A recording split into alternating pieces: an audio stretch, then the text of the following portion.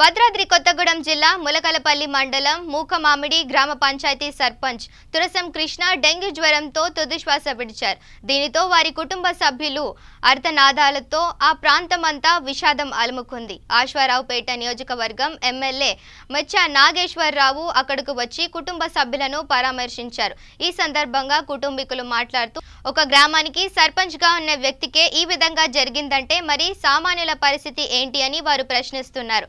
నిత్యం గ్రామాల్లో అందుబాటులో ఉండి పరిస్థితులకు అనుకూలంగా హెల్త్ క్యాంపులు నిర్వహించాల్సిన ఏఎన్ఎంలు సైతం వారానికో 10 రోజులకో గ్రామాలను చుట్టం చూపుగా పలకరించడం వల్లనే ఇలాంటి దురదృష్టకర సంఘటనలు జరుగుతున్నాయని వారు ఆవేదన వ్యక్తం చేశారు.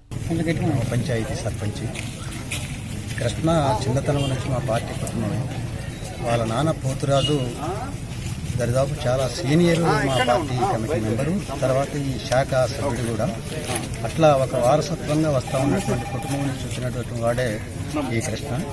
కాబట్టి ఈ కృష్ణ హఠాత్తుగా మరణించడం అనేది ఏదైతే మా పార్టీకి మాకు కొంత తీవ్రమైనటువంటి నష్టం ఉంది అని మేము భావిస్తాం.